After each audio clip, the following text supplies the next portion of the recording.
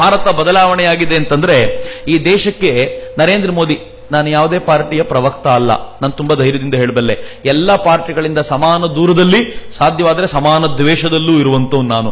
ಎಲ್ರಿಗೂ ನನ್ನ ಕಂಡ್ರೆ ಒಂದು ಹೊಟ್ಟೆ ಉರಿ ಇದೆ, ಇವನು ಏನಪ್ಪ ಯಾವುದಕ್ಕೂ ಕೈಗೆ ಸಿಗಲ್ಲ ಅಂತ. ಸೊ ಹೀಗಾಗಿ ಎಲ್ಲರೂ ನನ್ನನ್ನು ದ್ವೇಷಿಸ್ತಾರೆ, ನನಗೂ ಖುಷಿನೇ. ಆದ್ರೆ ಈ ದೇಶಕ್ಕೆ ಕೂತಿರುವಂತ ಒಬ್ಬ ಸಮರ್ಥ ನಾಯಕ ಹೆಂಗಿರ್ಬೋದು, ಸುಮ್ಮನೆ ನಾನು ನಿಮ್ಗೆ ಏನೇನು ನಡೆದಿದೆ ಅಂತಷ್ಟೇ ಹೇಳಬೇಕು ಅಂತ ಇಷ್ಟಪಡ್ತೀನಿ. ಈ ದೇಶದ ಪ್ರಧಾನಿಗೆ 282 ಸೀಟುಗಳನ್ನು ಈ ದೇಶ ಜನ ಕೊಟ್ಟಾಗ ನಾನು ಆಶ್ಚರ್ಯಚಕಿತನಾಗಿದ್ದೆ. ನಾನು ಎಕ್ಸ್ಪೆಕ್ಟ್ ಮಾಡಿರಲಿಲ್ಲ ಹಿಂಗಾಗ್ಬೋದು ಅಂತ. 282 ಸೀಟ್ ಈ ದೇಶದ ಪ್ರಧಾನಿಗೆ ಬಂತು. ರಾಜೀವ್ ಗಾಂಧಿ ನಂತರ ಪೂರ್ಣ ಬಹುಮತ ಬಂದಿದ್ದು ಈ ದೇಶದ ಪ್ರಧಾನಿಗೆ, ನರೇಂದ್ರ ಮೋದಿಗೆ. ಈ ದೇಶದ ಪ್ರಧಾನಿ ಆಯ್ಕೆಯಾಗಿ ಅಲ್ಲಿ ಕೂತಾಗ ಚೈನಾ ಕಾಯ್ತಿತ್ತು. ಇಷ್ಟು ಬಹುಮತದಿಂದ ಬಂದಿರುವಂತ ಪ್ರಧಾನಿ ಮೊದಲು ಜಗತ್ತಿನ ಯಾವ ರಾಷ್ಟ್ರಕ್ಕೆ ಹೋಗಬೇಕು ಅಂದ್ರೆ ಚೀನಾಕ್ಕೆ ಬರಬೇಕು ಅಂತ. ಯಾಕೆಂದ್ರೆ ಪದೇ ಪದೇ ಅರುಣಾಚಲದಲ್ಲಿ ತೊಂದರೆ ಕೊಟ್ಟು ಕೊಟ್ಟು ಕೊಟ್ಟು ಕಿರಿಕಿರಿ ಮಾಡ್ತಾ ಇರುವಂತ ಈ ರಾಷ್ಟ್ರಕ್ಕೆ ಬಂದು ಈ ಪ್ರಧಾನಿ ಕೈ ಮುಗಿದು ದಯವಿಟ್ಟು ಹಿಂಗ್ ಮಾಡಬೇಡಿ, ಇನ್ನೊಂದು 5 ವರ್ಷ ಸುಮ್ಮನಿದ್ ಬಿಡಿ ಅಂತ ಕೇಳ್ಕೊಳ್ಬೇಕು, ಬರಲೇಬೇಕು ನನ್ನ ಹತ್ರ ಅಂತ ಕಾಯ್ಕೊಂಡು ಕೂತಿತ್ತು. ಅಮೆರಿಕ ಅನ್ಕೊಳ್ತು ಚೈನಾನ್ ಕಂಟ್ರೋಲ್ ಮಾಡ್ಲಿಕ್ಕೆ ಅಮೆರಿಕ ಬಿಟ್ಟರೆ ಬೇರೆ ದಾರಿ ಇಲ್ಲ, ಅದಕ್ಕೆ ಇಲ್ಲಿಗೆ ಬರಬೇಕು ಅಂತ. ಆದ್ರೆ ನೆನಪಿರ್ಲಿ, ಈ ದೇಶ ಆರಾಧನೆ ಮಾಡೋದು ಕೃಷ್ಣನ ಥರದ ಚಿಂತನೆಗಳನ್ನ. ಕೃಷ್ಣ ಎಷ್ಟೇ ಶ್ರೀಮಂತಿಕೆ ಇದ್ದಾಗಲೂ ಕೂಡ ಕುಚೇಲನ ಪ್ರೀತಿಯನ್ನ ಯಾವತ್ತೂ ಮರೆತಿರ್ಲಿಲ್ವಂತೆ. ಈ ದೇಶ ಹಂಗೆ ಮಾಡ್ತು ರೀ, ಚೈನಾಕ್ಕೂ ಹೋಗಲಿಲ್ಲ, ಆ ಕಡೆ ಅಮೆರಿಕಕ್ಕೂ ಹೋಗಲಿಲ್ಲ, ನಾವೆಲ್ಲರೂ ಊಹಿಸಲಿಕ್ಕಾಗದಂತೆ ಭೂತಾನ್ ಅನ್ನುವಂಥ ಪುಟ್ಟ ರಾಷ್ಟ್ರಕ್ಕೆ ಹೋಗ್ಬಿಡ್ತು. ಭೂತಾನ್ ಅನ್ನೋ ರಾಷ್ಟ್ರ ಯಾವುದು ಅಂತ ಈ ದೇಶದ 99% ಜನರಿಗೆ ಗೊತ್ತಿಲ್ಲ. ಇನ್ನೊಂದು ಹೆಜ್ಜೆ ಮುಂದೆ ಹೋದ್ರೆ ಭೂತಾನ್ ಎಲ್ಲಿದೆ ಅಂತ ನಮ್ಮಲ್ಲಿ 99% ಇಲ್ಲಿ ಸೇರಿರೋರಿಗೆ ಗೊತ್ತಿಲ್ಲ. ಎಲ್ಲಿದೆ ಅಂತ ಕೇಳಿ, ಭೂತಾನ್ ರಾಷ್ಟ್ರ ಗೊತ್ತಿರಬಹುದು, ಎಲ್ಲಿ ಅಂತ ಕೇಳಿದ್ರೆ ಗೊತ್ತಿಲ್ಲ. ಯಾಕೆ ಧೈರ್ಯವಾಗಿ ಹೇಳಬಲ್ಲೆ ಅಂತಂದ್ರೆ ಮೋದಿ ಹೋಗೋವರೆಗೂ ನನಗೂ ಗೊತ್ತಿರಲಿಲ್ಲ ಎಲ್ಲಿದೆ ಅಂತ. ಮೋದಿ ಹೋದಾಗ ನಾನು ಸುಮ್ಮನೆ ಗಮನಿಸ್ತಿದ್ದೆ ಭೂತಾನ್ ಎಲ್ಲಿದೆ ನೋಡ್ಬಿಡೋಣ ಅಂತ. ಆಗ ನನಗೆ ಗೊತ್ತಾಯ್ತು ಭೂತಾನ್ ಇರೋದು ಎಲ್ಲಿ ಅಂದ್ರೆ ಚೈನಾ ಮತ್ತು ಭಾರತದ ನಡುವೆ. ಈ ದೇಶವನ್ನ 10 ವರ್ಷಗಳ ಕಾಲ ನೋಡಿದಂತ 10 ವರ್ಷಗಳ ಕಾಲ ಈ ದೇಶದ ಸುತ್ತಲೂ ಇರುವ ರಾಷ್ಟ್ರಗಳನ್ನ, ನೇಪಾಳ, ಭೂತಾನ, ಬರ್ಮಾ, ಮಯನ್ಮಾರ್, ಬಾಂಗ್ಲಾದೇಶ, ಶ್ರೀಲಂಕಾ, ಪಾಕಿಸ್ತಾನ, ಇಷ್ಟು ರಾಷ್ಟ್ರಗಳನ್ನು ತನ್ನ ತೆಕ್ಕೆಗೆ ತೆಗೆದುಕೊಂಡು ಚೈನಾ ಭಾರತದ ಕುತ್ತಿಗೆ ಹಿಸ್ಕುವಂತ ಕೆಲಸ ಮಾಡ್ತಿತ್ತು. ಈ ದೇಶದ ಪ್ರಧಾನಿ ಭೂತಾನಿಗೆ ಹೋದ್ರು. ಭೂತಾನಿನ ಸಂಸತ್ನಲ್ಲಿ ಅವ್ರ ಭಾಷಣ, ಆ ಸಂಸತ್ತು ರಾಜ ಸಂಸತ್ತು, ಅಲ್ಲಿ ಚಪ್ಪಾಳೆ ಹೊಡೆಯೋಂಗಿಲ್ಲ, ವಿಜಿಲ್ ಬಿಡಿ ಚಪ್ಪಾಳೆನೂ ಹೊಡೆಯೋಂಗಿಲ್ಲ. ಆದ್ರೆ ಮೋದಿಯವರ ಭಾಷಣ ಮುಗಿದ ಮೇಲೆ ಸಂಸತ್ನಲ್ಲಿ ಎಲ್ಲರೂ ಹಳೆಯ ರೆಕಾರ್ಡ್ ಎಲ್ಲ ಮುರಿದು ಎದ್ದು ನಿಂತ್ಕೊಂಡು ಚಪ್ಪಾಳೆ ಹೊಡೆದ್ಬಿಟ್ರು. ರಾಜ ಗಾಬರಿ ಆಗ್ಬಿಟ್ಟ. ನರೇಂದ್ರ ಮೋದಿ ಅವ್ರನ್ನ ಗಟ್ಟಿಯಾಗಿ ತಬ್ಕೊಂಡು, ಕಲ್ಚರಲಿ ನಾವು ಭಾರತಕ್ಕೆ ಹತ್ರ, ಇಷ್ಟು ವರ್ಷ ಯಾರ ಜೊತೆಗೋ ಇದ್ವಿ, ಇನ್ಮೇಲೆ ಭಾರತದ ಜೊತೆಗೇನೆ, ಯಾವ ಕಾರಣಕ್ಕೂ ಬೇರೆಯವ್ರ ಜೊತೆ ಇಲ್ಲ ಅಂದ್ಬಿಟ್ರು. ಚೈನಾ ಜೊತೆಗಿದ್ದ ಒಂದು ರಾಷ್ಟ್ರ ಭಾರತದ ಬುಟ್ಟಿಗೆ ಬಿತ್ತು. ಚೈನಾ ಅನ್ಕೊಳ್ತು ಇದೇ ತಾನೆ ಭೂತಾನ್ ತಾನೆ, ಹೋಗ್ಲಿ ಬಿಡಿ ಅಂತ. ಮುಂದೇನು ಚೈನಾಗ್ ಬರಲೇಬೇಕು, ಎಲ್ಲಿಗೆ ಹೋಗ್ತಾ ನೋಡೇ ಬಿಡೋಣ ಅಂತ ಈ ದೇಶದ ಪ್ರಧಾನಿ ನೇಪಾಳಕ್ಕೆ ಹೋದ್ರು. ಸುಮ್ಮನೆ ಹೋಗಲಿಲ್ಲ. 18 ವರ್ಷ, ಅವ್ರ 18 ವರ್ಷಗಳಿಂದ ಒಬ್ಬ ಹುಡುಗ ತಪ್ಸ್ಕೊಂಡ್ ಬಂದ್ಬಿಟ್ಟಿದ್ದ ನೇಪಾಳದಿಂದ ಗುಜರಾತಿಗೆ. ಅವನು ಇವ್ರ ಹತ್ರ ಸಿಕ್ಕದ, ಪ್ರಚಾರಕ್ಕಿದ್ರು ಆಗ ನರೇಂದ್ರ ಮೋದಿ. ಅವನನ್ನು ತಾವೇ ಕರ್ಕೊಂಡು ಬಂದು ಅವನಿಗೆ ಚೆನ್ನಾಗಿ ಓದಿಸಿ ಕೆಲಸ ಎಲ್ಲ ಕೊಡಿಸಿ 18 ವರ್ಷಗಳಿಂದ ನೋಡ್ಕೊಂಡಿದ್ರು. ಕರ್ಕೊಂಡೋದ್ರು ನೇಪಾಳಕ್ಕೆ. ನಿಮ್ ಹುಡುಗನ್ ಸಾಕೊಂಡಿದ್ದೆ, ತಗೊಳ್ಳಿ ನಿಮ್ ಹುಡುಗನ್ನ ಅಂತ. ಆ ಪುಣ್ಯಾತ್ಮ ನನ್ನ ಹಳ್ಳಿಗೆ ಹೋದ, ಅಪ್ಪ ಅಮ್ಮನ್ ಮಾತನಾಡಿಸ್ದ, ಇಷ್ಟೇ ನಾನು ವಾಪಸ್ ಅಲ್ಲಿಗೆ ಹೋಗ್ತೀನಿ, ನಿಮ್ಮ ನೋಡ್ಬೇಕು ಅಂತಿತ್ತು, ನನಗೆ ಅವ್ರು ಇಷ್ಟ ಆಗಿದ್ದಾರೆ, ಅಲ್ಲೇ ಇದು ಬಿಡ್ತೀನಿ ಎಂದ. ಹೆಂಗಿರ್ಬೋದು ಪರಿಸ್ಥಿತಿ ಯೋಚನೆ ಮಾಡಿ. ಅಮೆರಿಕಾದ ಪ್ರಧಾನಿ ಬರಾಕ್ ಒಬಾಮಾ ಫಲಿಮಾರ್ನ ಒಬ್ಬ ಹುಡುಗ ತಪ್ಪಿಸ್ಕೊಂಡ್ಬಿಟ್ಟಿದ್ದ. 20 ವರ್ಷಗಳಿಂದ ಅವನು ಚೆನ್ನಾಗಿ ನೋಡ್ಕೊಂಡಿದ್ದೀನಿ, ತಗೊಳ್ಳಿ ನಿಮ್ 3 ಹುಡುಗ ಅಂತ ಇಲ್ಲಿ ಕರ್ಕೊಂಬಂದ್ ಕೊಟ್ಟು, ಅವನು ಅಮೆರಿಕಾದ ಬರಾಕ್ ಒಬಾಮನ್ ತುಂಬಾ ಹೊಗಳಿ ನಾನು ಅಲ್ಲಿಗೆ ಹೋಗ್ತೀನಿ, ಇದು ಬೇಡ ಅಂತ ಹೊರಟ್ಬಿಟ್ರೆ ಫಲಿಮಾರಿನ ಕಥೆ ಏನಾಗಬೇಕು? ಏನ್ ದೇವರಪ್ಪ ಬರಾಕ್ ಒಬಾಮಾ ಅಂತ ಒಪ್ಕೊಂಡ್ಬಿಡ್ತೀವಿ ಅಂತ. ಹಂಗೆ ಆಯ್ತು ನೇಪಾಳದ ಪರಿಸ್ಥಿತಿ. ಹೆಂಗಾಗ್ಬಿಡ್ತು ಅಂದ್ರೆ ನೇಪಾಳದ ಜನ ಈ ಮನುಷ್ಯ ಸಾಮಾನ್ಯನಲ್ಲ ಅಂತ ನೇಪಾಳದ ರಾಜ ಹೇಳಿದ್ರು, ನೇಪಾಳದ ಮುಖ್ಯಸ್ಥರು ಹೇಳಿದ್ರು, ಏನೇ ಹೇಳಿ ನಾವು ಭಾರತ ಜೊತೆಗಿದ್ದೀವಿ, ಇನ್ಯಾವ ರಾಷ್ಟ್ರ ಜೊತೆ ಇಲ್ಲ ಅಂತ. ಚೈನಾದ ಬಕೆಟ್ ಅಲ್ಲಿದ್ದಂತ 2ನೇ ರಾಷ್ಟ್ರ ಭಾರತಕ್ಕೆ ಬಂದ್ಬಿತ್ತು. ನೆರೆ ಹೊರೆ ತುಂಬಾ ಚೆನ್ನಾಗಾಯ್ತು. ಚೈನಾ ಅನ್ಕೊಳ್ತು ಈಗಲಾದ್ರೂ ಬರಬೇಕಲ್ಲ. ಆಗ ನಿಜವಾದ ದಾಳ. ಅಜಿತ್ ದೋವಲ್ ನೇತೃತ್ವದಲ್ಲಿ ಭಾರತ ನಿಶ್ಚಯ ಮಾಡ್ತು, ಈಗ ನಾವು ಚೈನಾಕ್ ಹೋಗಲ್ಲ, ಜಪಾನಿಗೆ ಹೋಗ್ತೀವಿ ಅಂತ. ಯಾಕೆ ಜಪಾನಿಗೆ ಗೊತ್ತಾ? ಹೇಗೆ ಭಾರತ ಪಾಕಿಸ್ತಾನ ಪಿಒಕೆಗೋಸ್ಕರ ಕಿತ್ತಾಡುತ್ತೋ, ಹಂಗೆ ಚೈನಾ ಮತ್ತು ಜಪಾನ್ ಮಧ್ಯದಲ್ಲಿರುವಂತಹ ಒಂದು ಗುಡ್ಡ ಸೇನ್ಕಾಕುಗೋಸ್ಕರ ಕಿತ್ತಾಡುತ್ತೆ. ಈ ಗುಡ್ಡ ನಮ್ದು, ಈ ಗುಡ್ಡ ನಮ್ದು ಅಂತ ಇಬ್ರು ಕಿತ್ತಾಡ್ತಿರ್ತಾರೆ. ಆ ಹೊತ್ನಲ್ಲಿ ಈ ದೇಶ ಜಪಾನಿಗೆ ಹೋಯ್ತು. ಜಪಾನ್ನಲ್ಲಿ ನಿಂತ್ಕೊಂಡು ಈ ದೇಶದ ಪ್ರಧಾನಿ ಭಾಷಣ ಮಾಡಿದ್ರು. ಕೇಳಬೇಕು, ಬಹಳ ಚೆನ್ನಾಗಿದೆ. ನೀವು ಆ ಭಾಷಣದಲ್ಲಿ ಹೇಳ್ತಾರೆ, ವಿಸ್ತರಣವಾದ ಯಾರಿಗೂ ಒಳ್ಳೇದಲ್ಲ. ವಿಸ್ತರಣವಾದದ ದೃಷ್ಟಿಯಿಂದ ಯಾರಾದ್ರೂ ಜಪಾನ್ ಮೇಲೆ ಕಣ್ಣು ಹಾಕಿದ್ರೆ ನಮ್ ಸಪೋರ್ಟ್ ಪೂರ್ತಿ ಜಪಾನಿಗೆ ಅಂತ. ಜಪಾನ್ ಹೇಳ್ತು, ಯಾರಾದ್ರೂ ಅರುಣಾಚಲ್ ಪ್ರದೇಶದಲ್ಲಿ ಕಣ್ಣು ಹಾಕಿದ್ರೆ ನಮ್ ಸಪೋರ್ಟ್ ಪೂರ್ತಿ ನಿಮ್ಗೆ, ಯಾರಾದಿದ್ರೆ ನಮ್ಗೆ ಹೇಳಿ ಅಂತ. ಹೆಂಗಿತ್ತು ಅಂತಂದ್ರೆ ಇದ್ದಕ್ಕಿದ್ದಂತೆ ಚೈನಾದ ಸುತ್ತ ಇರುವ ಒಂದೊಂದೇ ರಾಷ್ಟ್ರ ಭಾರತದ ಪರವಾಗಿ ಮಾತಾಡ್ಲಿಕ್ಕೆ ಶುರು ಮಾಡ್ತು. ಹೇಗೆ ಭಾರತದ ಕತ್ತನ್ನು ಹಿಸ್ಕಾಗ ಅವರು ಪ್ರಯತ್ನ ಪಟ್ಟಿದ್ರು, ಈಗ ಭಾರತ ಚೈನಾದ ಕತ್ತನ್ನು ಹಿಸ್ಕೋ ತಯಾರಿ ನಡೆಸ್ತಾ ಇತ್ತು. ಚೈನಾದ ಅಧ್ಯಕ್ಷರಿಗೆ ಅನ್ನಿಸ್ತು ಇನ್ ಸ್ವಲ್ಪ ದಿನ ಬಿಟ್ಟರೆ ವಿಯೆಟ್ನಾಂಗೆ ಹೋಗ್ತಾರೆ, ಅಲ್ಲೂ ಇನ್ ಸ್ವಲ್ಪ ಬಿಟ್ಟರೆ ಒಳಗೆ ಟಿಬೆಟ್ನ ಮೂಲಕ ನಮ್ಮ ವಿರುದ್ಧ ಎದ್ದು ನಿಲ್ಲಿಸ್ಬಿಡ್ತಾರೆ. ಆಮೇಲೆ 10 ವರ್ಷ ಭಾರತ ಏನು ಒದ್ದಾಡಿತ್ತೋ ಆ 10 ವರ್ಷ ನನ್ನ ಪರವಾಗಿ ಅದೇ ಪರಿಸ್ಥಿತಿ ಆಗಿಬಿಡುತ್ತೆ. ಅದಕ್ಕೆ ನಾನು ಭಾರತದೊಂದಿಗೆ ಸಂಬಂಧ ಇಟ್ಕೊಳ್ಳೋದು ಒಳ್ಳೇದು ಅಂತ ಚೈನಾದ ಅಧ್ಯಕ್ಷರು ತಮ್ಮ ಅಂಬಾಸಿಡರ್ ಮೂಲಕ ಹೇಳಿ ಕಳಿಸಿದ್ರು. ಸರ್, ನಮ್ಮ ಚೈನಾದ ಅಧ್ಯಕ್ಷರು ಮುಂದಿನ ವಾರ ಶ್ರೀಲಂಕಾಗೆ ಹೋಗ್ತಿದಾರಂತೆ, ಅದು ಮುಗಿಸ್ಕೊಂಡು ಭಾರತಕ್ಕೆ ಬಂದು ಹೋಗ್ಬೋದಾ? ನಾವು ಬರಲಿ ಅಂತ ಕಾಯ್ತಾ ಇದ್ದಂತ ಚೀನಾ ಈಗ ತಾನಾಗಿ ಭಾರತಕ್ಕೆ ಬಂತಲ್ಲ, ಭಾರತ ಬದಲಾಗಿದೆ ಅಂತ. ಅಮೆರಿಕದ ಅಧ್ಯಕ್ಷರು ವೀಸಾ ಕೊಡಲ್ಲ ಅಂತ ಹೇಳ್ತಿದ್ರು ಮುಖ್ಯಮಂತ್ರಿಗೆ. ಈ ದೇಶದ ಪ್ರಧಾನಿ ಸ್ವಾಗತ ಮಾಡಿದ್ರು. ದಯವಿಟ್ಟು ಅವತ್ತಿನ ಪೇಪರ್ಗಳನ್ನು ಓದಿ, ಯಾವುದೂ ಉತ್ಪ್ರೇಕ್ಷೆ ಅಲ್ಲ. ಸ್ವಾಗತ ಮಾಡಬೇಕಾದ್ರೆ 1.5 ಗಂಟೆಗಳ ಟ್ರೈನಿಂಗ್ ಆಗಿತ್ತು ಅಮೆರಿಕದ ಅಧ್ಯಕ್ಷರಿಗೆ. ಯೂಶುವಲ್ ಆಗಿ ಅವ್ರು ಏನು ಅಂದ್ರೆ ಜಗತ್ತಿನ ಸಾಮಾನ್ಯ ರಾಷ್ಟ್ರಗಳು ಯಾರಾದ್ರೂ ಬಂದ್ರೆ ಶೇಕ್ ಹ್ಯಾಂಡ್ ಕೊಡಲ್ಲ, ಬೆನ್ ತಟ್ತಾರೆ. ಮನಮೋಹನ್ ಸಿಂಗ್ ಹಳೆ ವಿಡಿಯೋ ನೋಡಿ, ಬೆನ್ ತಟ್ಟಿ ವೆಲ್ಕಮ್ ಮಾಡ್ತಾರೆ. ಟ್ರೈನಿಂಗ್ ಕೊಟ್ಟವ್ರು ಹೇಳಿದ್ರಂತೆ, ಸರ್ ಈಗ ಬರ್ತಿರೋರು ಮನಮೋಹನ್ ಸಿಂಗ್ ಅಲ್ಲ, ಬೆನ್ನೆಲ್ಲ ತಟ್ಟಬೇಡಿ, ಶೇಕ್ ಹ್ಯಾಂಡ್ ಮಾಡಿ ಸಾಕು ಅಂತ. ಶೇಕ್ ಹ್ಯಾಂಡ್ ಮಾಡಿದ್ದಷ್ಟೇ ಅಲ್ಲದೆ ಅವ್ರು ಕಲ್ತ್ಕೊಂಡ್ರು ಒಂದು ಪದ, ಇದನ್ನು ನೀವೆಲ್ಲ ಕೇಳಿದಿರೋ ಮರ್ತೋಗಿದಾರೋ ಗೊತ್ತಿಲ್ಲ. ಗುಜರಾತಿ ಭಾಷೆಯಲ್ಲಿ ಕೇಮ್ಛೆ ಅಂತ ಕೇಳಿ ವೆಲ್ಕಮ್ ಮಾಡಿದ್ರು. ಕೇಮ್ಛೆ, ಹೇಗಿದ್ದೀರಿ ಅಂತ. ಈ ದೇಶದ ಪ್ರಧಾನಿಯನ್ನ ಗುಜರಾತಿ ಭಾಷೆಯ ಪದದ ಮೂಲಕ ವೆಲ್ಕಮ್ ಮಾಡುವಂತ ಮಾನಸಿಕ ಸ್ಥಿತಿ ಅಮೆರಿಕಕ್ಕೆ ನಿರ್ಮಾಣವಾಗಿದೆ ಅಂತಂದ್ರೆ ಇನ್ನು ಆರ್ಡಿನರಿ ಅನ್ಕೊಂಡಿದ್ದೀರಿ ಏನು ಭಾರತವನ್ನ? ಈ ದೇಶ ಇವತ್ತು ಹೆಂಗೆ ಬೆಳೆದು ನಿಂತಿದೆ ಅಂತಂದ್ರೆ, ಈ ದೇಶ ಚೈನಾನ ಇವತ್ತು ಎದುರು ಹಾಕೊಳ್ಳೋ ರೀತಿಯೇ ಬೇರೆ ಇದೆ. ಮಾರಿಷಸ್ಗೆ ಈ ದೇಶದ ಪ್ರಧಾನಿ ಹೋಗ್ತಾರೆ, ಮಾರಿಷಸ್ ಜೊತೆ ಮಾತುಕತೆ ನಡೆಸಿ ಮಾರಿಷಸ್ ನಲ್ಲಿ ಒಂದು ರೇಡಾರ್ ಸ್ಟೇಷನ್ ಸ್ಥಾಪನೆ ಮಾಡ್ತಾರೆ.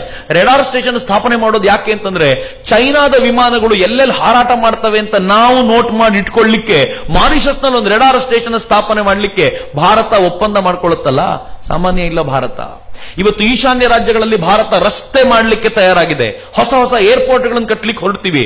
ಮೊದಲೆಲ್ಲ ನಾವು ರಸ್ತೆ ಮಾಡ್ತೀವಿ ಅಂತ ಮಾತಾಡಿದ್ರೆ ಚೈನಾ ಗುರ್ರ ಅಂತಿತ್ತು, ಈಗ ಮಾತಾ ಇಲ್ಲ ಚೈನಾದು. ಭಾರತ ಜೊತೆ ಗುರ್ರ ಅನ್ನೋಂಗಿಲ್ಲ ಇನ್ಮೇಲೆ ಅಂತ. ಹೇಗೆ ನಾನು ಬಾರ್ಡರ್ ರಸ್ತೆ ಮಾಡ್ಕೊಳ್ಬಹುದು, ಭಾರತಕ್ಕೂ ಅಷ್ಟೇ ಕೆಪಾಸಿಟಿ ಇದೆ. ಬಾಯಿ ಮುಚ್ಚಿಕೊಂಡಿರೋದು ಒಳ್ಳೇದು ಅಂತ ಚೈನಾ ಆಲೋಚನೆ ಮಾಡ್ತಿದೆ. ಗೊತ್ತಿರಲಿ ಮಿತ್ರರೇ, ಇಷ್ಟು ವರ್ಷಗಳ ಕಾಲ ಹೆಂಗಿದ್ವಿ ಅಂತಂದ್ರೆ, ನಮ್ಮ ಹತ್ರ ಇರುವ ಉಕ್ಕಿನ ಓರನ್ನ ನಾವು ಅದರ ಮೂಲ ಸತ್ವವನ್ನ ಎಕ್ಸ್ಪೋರ್ಟ್ ಮಾಡ್ಬಿಡ್ತಿದ್ವಿ. ಈಗ ಹಂಗಿಲ್ಲ, ಸ್ಟೀಲ್ ಮಾಡಿ ಎಕ್ಸ್ಪೋರ್ಟ್ ಮಾಡುತ್ತೆ ಭಾರತ. ಭಾರತ ಹಾಕುವಂತ ಒಂದೊಂದು ದಾಳಕ್ಕೂ ಕೂಡ ಇಡೀ ಜಗತ್ತು ಕಾತರದಿಂದ ಕಾಯ್ಕೊಂಡು ಕೂತಿರುವಂತೆ ಮಾಡಿದೆ. ಯಾಕೆ ಅಂತಂದ್ರೆ, ಇದ್ಯಾವುದೋ ನರೇಂದ್ರ ಮೋದಿಯಿಂದ ಆಗಿರುವಂತದ್ದಲ್ಲ. Narendra Modi is a leader who used all these. ಆದ್ರೆ 10,000 ವರ್ಷಗಳ ಕಾಲ ಭಾರತದ ಹಿಸ್ಟ್ರಿ ಇತ್ತಲ್ಲ, ಕ್ರೆಡಿಬಲ್ ಹಿಸ್ಟ್ರಿ ಇತ್ತಲ್ಲ, ಈ ಕಾರಣಕ್ಕೋಸ್ಕರ ಜಗತ್ ನಂಬುತ್ತೆ. ನಾನು ತಮಾಷೆ ಮಾಡ್ತಿಲ್ಲ. ಈ ದೇಶದ ಹಳೆಯ ಸರ್ಕಾರ ಇದ್ದಾಗ ಬಾಲಿಯಲ್ಲಿ ಒಂದು ಒಪ್ಪಂದ ನಡೆದಿತ್ತು, ವರ್ಲ್ಡ್ ಟ್ರೇಡ್ ಆರ್ಗನೈಸೇಷನ್. ಜಗತ್ತಿನ ಎಲ್ಲ ರಾಷ್ಟ್ರಗಳು ಸೇರ್ಕೊಂಡು ಒಂದು ಒಪ್ಪಂದ ಮಾಡ್ಕೊಳ್ಬೇಕು ಅಂತ. ಆ ಒಪ್ಪಂದ ಏನಿತ್ತು ಅಂತಂದ್ರೆ, ಜಗತ್ತಿನ ಶ್ರೀಮಂತ ರಾಷ್ಟ್ರಗಳು ಏನೇ ಕೇಳಿದ್ರು ಬಡ ರಾಷ್ಟ್ರಗಳು ತಮ್ಮ ಹತ್ರ ಇರೋ ಅಷ್ಟನ್ನು ಎಕ್ಸ್ಪೋರ್ಟ್ ಮಾಡಬೇಕು ಅಂತ ಎಲ್ಲ ಒಪ್ಪಿಗೆ ಆಗಿತ್ತು. ಎಲ್ರಿಗೂ ಒಪ್ಕೊಂಡಿದ್ರು, ಕರಡು ಪ್ರತಿ ತಗೊಂಡು ಬಂದಿದ್ರು. ಇಲ್ಲಿ ಸರ್ಕಾರ ಬದಲಾಯಿತು. ಜರ್ಮನಿಯಲ್ಲಿ ಒಪ್ಪಂದಕ್ಕೆ ಸೈನ್ ಮಾಡ್ಲಿಕ್ಕೆ ಹೋಗ್ಬೇಕಿತ್ತು. ಈ ಸರ್ಕಾರದ ಪ್ರತಿನಿಧಿಯಾಗಿ ಒಬ್ರು ಹೋದ್ರು. ಒಪ್ಪಂದ ಸಿಂಪಲ್ ಏನು ಅಂತಂದ್ರೆ, ಅಮೆರಿಕಾದ ಶ್ರೀಮಂತನಿಗೆ ಚಿಪ್ಸ್ ತಿನ್ಬೇಕು ಅನ್ಸಿದ್ರೆ ಭಾರತದ ಬಡ ರೈತ ತಾನು ಬೆಳೆದಿರೋ ಅಷ್ಟು ಆಲೂಗಡ್ಡೆನ ಎಕ್ಸ್ಪೋರ್ಟ್ ಮಾಡಬೇಕು ಅಂತ. ಅದು ಒಪ್ಪಂದದ ಮೂಲ ನೀತಿ. ಈ ದೇಶದ ಕಾಮರ್ಸ್ ಮಿನಿಸ್ಟರ್ ಅಲ್ಲಿ ಹೋದ್ರು. ಅವ್ರು ಹೋಗಿ ಹೇಳಿದ್ರು, ಒಪ್ಪಂದ ತುಂಬಾ ಚೆನ್ನಾಗಿದೆ, ಒಂದು ಕ್ಲಾಸ್ ಆಡ್ ಮಾಡಬೇಕು. ಕ್ಲಾಸ್ ಏನು ಅಂದ್ರೆ, ಅಮೆರಿಕಾದ ಶ್ರೀಮಂತನಿಗೆ ಚಿಪ್ಸ್ ತಿನ್ನಬೇಕು ಅನಿಸಿದ್ರೆ ಭಾರತದ ಬಡ ರೈತ ಆಲೂಗಡ್ಡೆ ಎಕ್ಸ್ಪೋರ್ಟ್ ಮಾಡ್ತಾನೆ, ಪ್ರೊವೈಡೆಡ್ ನಮ್ಮ ದೇಶದ ಜನ ತಿನ್ನಬೇಕಾದಷ್ಟು ಆಲೂಗಡ್ಡೆ ತಿಂದು ಉಳಿದಿರೋ ಆಲೂಗಡ್ಡೆನ ಎಕ್ಸ್ಪೋರ್ಟ್ ಮಾಡ್ತೀವಿ, ಒಪ್ಕೊಂಡ್ರೆ ಸೈನ್ ಮಾಡ್ತೀವಿ ಎಂದು. ಕರೆಕ್ಟ್ ಆಗಿದೆ, ಸ್ವಾಭಿಮಾನದ ಪ್ರಶ್ನೆ. ನಾನು ಅಮೆರಿಕಕ್ಕೆಲ್ಲ 30 ರೂಪಾಯಿ ಕಿಲೋ ಆಲೂಗಡ್ಡೆ ಎಕ್ಸ್ಪೋರ್ಟ್ ಮಾಡಿಬಿಟ್ಟು ನಾನು ತಿನ್ನಬೇಕಾದಾಗ 100 ರೂಪಾಯಿ ಕಿಲೋ ತಗೊಳಕ್ ನಾನು ಸಿದ್ಧ ಇಲ್ಲ. ನನಗೆ ಬೇಕಾಗಿರೋ ಆಲೂಗಡ್ಡೆ ಉಳಿಸ್ಕೊಂಡು ಆಹಾರ ಭದ್ರತೆ ನಾನು ಖಾತ್ರಿಪಡಿಸ್ಕೊಂಡು ಉಳಿದಿರೋದು ಎಕ್ಸ್ಟ್ರಾ ಕಳಿಸ್ಕೊಡ್ತೀನಿ, ಹೂ ಅಂದ್ರೆ ಸರಿ. ಅಮೆರಿಕ ಅಂತೂ ನೀವು ಸೈನ್ ಮಾಡಲ್ಲ ಅಂದ್ರೆ ಏನ್ ಗಂಟೋಗಲ್ಲ, ಎದ್ದೋಗಿ ಉಳಿದವರು ಸೈನ್ ಮಾಡ್ತಾರೆ ಅಂತ. ಗೊತ್ತಿರಲಿ, ಬಹಳ ಹೆಮ್ಮೆಯ ವಿಚಾರ, ಕಾಲರ್ ಟೈಟ್ ಮಾಡ್ಕೊಳ್ಳೋ ವಿಚಾರ.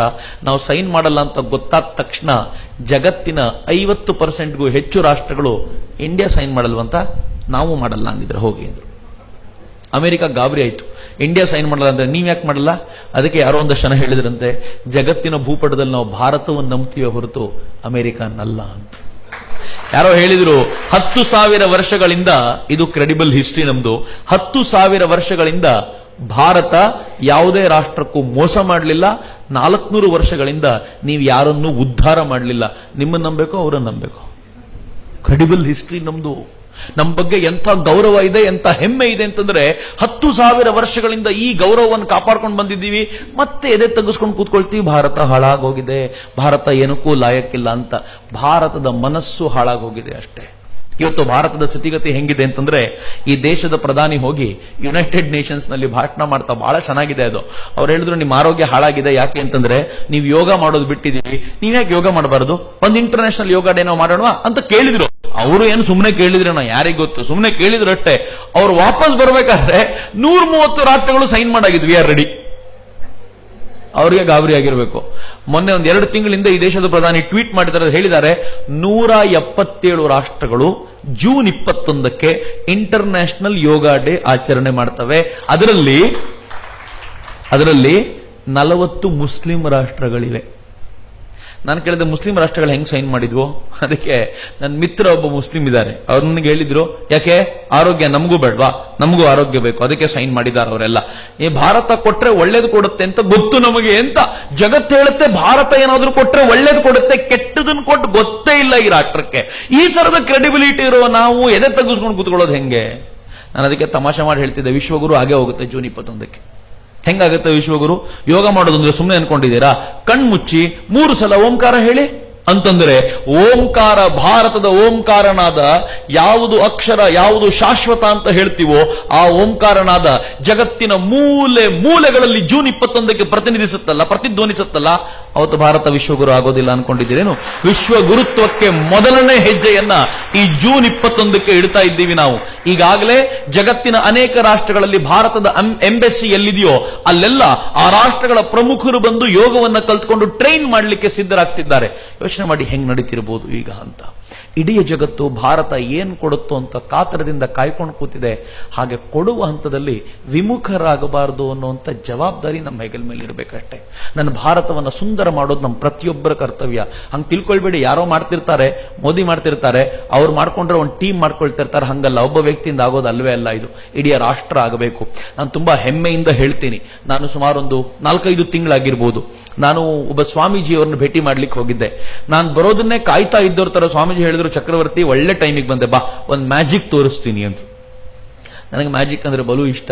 ನಾನು ಸ್ವಾಮೀಜಿ ಎದುರಿಗೆ ಕೂತ್ಕೊಂಡೆ. ಅವರಂದ್ರು, ನೀನ್ ಏನ್ ಪ್ರಶ್ನೆ ಕೇಳ್ತೀಯೋ, ಇಲ್ಲಿರೋ ಈ ವ್ಯಕ್ತಿ ಆತ್ಮಗಳನ್ನ ವಶಪಡಿಸ್ಕೊಂಡಿದ್ದಾನೆ, ಆತ ಬಿಳಿ ಹಾಳೆ ಮೇಲೆ ನಿನ್ನ ಪ್ರಶ್ನೆಗೆ ಉತ್ತರ ಬರೋ ತರ ಮಾಡ್ತಾನೆ ಅಂತ. ನಾನು ಅದನ್ನ ಪಾಲ್ ಬ್ರಂಟನ್ ಪುಸ್ತಕದಲ್ಲಿ ಓದಿದ್ದೆ. ಭಾರತದ ಜನ ಆತ್ಮವನ್ನು ವಶಪಡಿಸಿಕೊಂಡು ಈ ಕೆಲಸ ಮಾಡಿಸ್ತಾರೆ ಅಂತ. ಅದು ವಂಡರ್ಫುಲ್. ಈ ಪುಸ್ತಕ ಓದಿ 15 ದಿನ ಆಗಿದೆ ಅಷ್ಟೇ, ನೀವು ಈ ವ್ಯಕ್ತಿನ ತೋರಿಸಿದ್ರಲ್ಲ, ಬಹಳ ಖುಷಿ ಆಯ್ತು. ಸ್ವಾಮೀಜಿ ಮಾಡಿಸಿ, ನೀವು ಪ್ರಶ್ನೆ ಕೇಳಿ ಎಂದೆ. ಅವರಂದ್ರು, ನನ್ನ ಪ್ರಶ್ನೆ ಕೇಳಿದ್ರೆ ಉತ್ತರನೂ ಸಿಕ್ತು ನನಗೆ ಅಂದ್ರು. ನಾನು ಕೇಳಿದೆ, ನಾನೇನು ಪ್ರಶ್ನೆ ಕೇಳಲಿ, ನೀನೇ ಕೇಳು ಅಂತಂದ್ರು ಅವರು. ನಾನು ಹೇಳಿದೆ, ನಾನು ಕೇಳೋ ಪ್ರಶ್ನೆಗೆ ಅವ್ರ ಆತ್ಮ ಉತ್ತರ ಕೊಡಲ್ಲ ಸ್ವಾಮೀಜಿ, ಸ್ವಲ್ಪ ದೊಡ್ಡ ಪ್ರಶ್ನೆ ಇದು ಅಂತ. ಅವ್ರು ಕೇಳಿದ್ರು, ಕೇಳಾದ್ರೂ ಕೇಳಪ್ಪ ಅಂತ. ನಾನು ಹೇಳಿದೆ, 2 ಪ್ರಶ್ನೆ ನನಗಿರೋದು. ನನ್ನ ಭಾರತ ವಿಶ್ವಗುರು ಯಾವಾಗ ಆಗತ್ತೆ? ಆಗತ್ತೋ ಇಲ್ವೋ ಅನುಮಾನ ಇಲ್ಲ, ಹಾಗೇ ಆಗತ್ತೆ ಅಂತ. ಅದು ವಿಶ್ವಗುರುತ್ವದ ಸ್ಥಾನದಲ್ಲಿ ನಿಲ್ಲುವಂತ, ಇಡೀ ಜಗತ್ತೋದನ್ನ ಆ ದಿಕ್ಕಲ್ಲಿ ನೋಡುವಂತ ಶ್ರೇಷ್ಠ ಸ್ಥಾನ ಯಾವ ಸಂದರ್ಭದಲ್ಲಿ ಲಭಿಸಬಹುದು? 2ನೇ ಪ್ರಶ್ನೆ, ಹಿಂಗಾಗೋದನ್ನ ನಾನು ನೋಡ್ತೀನಾ? ನನಗಿದೊಂದು ಪ್ರಾಬ್ಲಮ್ ಇದೆ. ಯಾವಾಗ ಇಷ್ಟೆಲ್ಲ ಒದ್ದಾಡ್ಕೊಂಡು, ಇಷ್ಟೆಲ್ಲ ಹುಚ್ಚತ್ತಿಸ್ಕೊಂಡು ಭಾರತ ವಿಶ್ವಗುರುವಾದಾಗ ಮುಂದಿನ ಜನ್ಮದಲ್ಲಿ ನಾವು ನಾಯಿ ನರಿಯಾಗಿ ಹುಟ್ಟಿದ್ರೆ ಏನು ಉಪಯೋಗ? ಈ ಕಣ್ಣಲ್ಲಿ ನೋಡ್ಬೇಕು, ಆಮೇಲೆ ಏನಾಗುತ್ತೋ ಹಾಳಾಗೋಗ್ಲಿ ನನ್ನ ಲೆಕ್ಕಕ್ಕೆ, ಆಮೇಲೆ ಏನ್ ಹುಟ್ತೀವೋ ಹುಟ್ಕೊಳ್ಳೋಣ ಅಂತ. ನಾನು ಹಂಗೆ ಕೇಳಿದೆ. ಕೇಳಿ ಒಂದು 30 ಸೆಕೆಂಡ್ ಆ ಪೇಪರ್ ಮೇಲೆ ನನ್ನ ಕೈ ಇಡಿಸಿದ್ರು, ಪೇಪರ್ ಇಟ್ಟರು, ಅದ್ರ ಮೇಲೆ ಒಂದು ನಿಂಬೆ ಹಣ್ಣಿನ ಮೇಲೆ ಹೆಸರು ಬರೆದು ಪೆನ್ ಇಟ್ಟು ಒಂದು ನ್ಯೂಸ್ ಪೇಪರ್ ಅದ್ರ ಮೇಲೆ ಮುಚ್ಚಿಟ್ಟ ಆ ಮನುಷ್ಯ. ಯಾರ ಕೈಯೋ ಅದ್ರ ಹತ್ರ ಇಲ್ಲ. ಈಗ 30 ಸೆಕೆಂಡ್ ಏನೋ ಮಂತ್ರ ಮಣಮಣ ಮಣಮಣ ಅಂದ್ರು ಅವರು. ಆ ಮಂತ್ರ ಹೇಳಿ 30 ಸೆಕೆಂಡ್ ಆದ್ಮೇಲೆ 30 ಸೆಕೆಂಡ್ ಅಲ್ಲಿ ಯಾರು ಅಷ್ಟು ಸಾಲು ಬರೀಲಿಕ್ಕೆ ಸಾಧ್ಯವೇ ಇಲ್ಲ. ತೆಗೆದು ನನ್ನ ಕೈಲಿಟ್ಟು ಓದಿ ಅಂತಂದ್ರು. ಮೊದಲೊಂದು 3-4 ಸಾಲು ನನಗೆ ಸಂಬಂಧಪಟ್ಟಿದ್ದೇನೋ ಹೇಳಿತ್ತು. ಅದಾದ್ಮೇಲೆ 5ನೇ ಸಾಲಲ್ಲಿ ಭಾರತ ವಿಶ್ವಗುರುವಾಗೋದು ನೀನು ನೋಡಬಹುದು ಅಂತ ಹೇಳ್ತು. ಬಹಳ ಖುಷಿ ಆಯ್ತು ನನಗೆ. ಅಷ್ಟೇ ಸಾಕು ಅನಿಸಿತ್ತು ನನಗೆ. ಆದ್ರೆ ಎಷ್ಟು, ಯಾವಾಗ ಅದ್ರಲ್ಲಿ ಬರೆದಿತ್ತು, 2017ರ ವೇಳೆಗೆ ಇಡೀ ವಿಶ್ವ ಭಾರತವನ್ನು ಅತ್ಯಂತ ಎತ್ತರದ ಸ್ಥಾನದಲ್ಲಿ ನೋಡುತ್ತೆ ಅಂತ ಬರೆದಿದ್ದಾಗ ರೋಮಾಂಚನ ಆಗ್ಬಿಡುತ್ತೆ ನನಗೆ. ಇವತ್ತು ಕೇಳಿದೆ ನಿಮಗೆ ಇಷ್ಟು ಖುಷಿ. 12 ವರ್ಷದಿಂದ ವಿಶ್ವಗುರು ವಿಶ್ವಗುರು ವಿಶ್ವಗುರು ಜಪ ಮಾಡ್ಕೊಂಡು ಬಂದಿರೋ ನನಗೆ 2017ರ ಡೆಡ್ಲೈನ್ ನೋಡಿದ ತಕ್ಷಣ ಹೆಂಗ್ ಅನ್ನಿಸ್ತು ಅಂದ್ರೆ ಕುಣಿದಾಡಬೇಕು ಅಂತ. ಸ್ವಾಮಿಗಳಿದ್ದಾರೆ ಸುಮ್ಮನೆ ಕೂತ್ಕೊಂಡೆ, ನಾನು ಮಾಡಬಾರ್ದಂಗೆ ಅಂತ.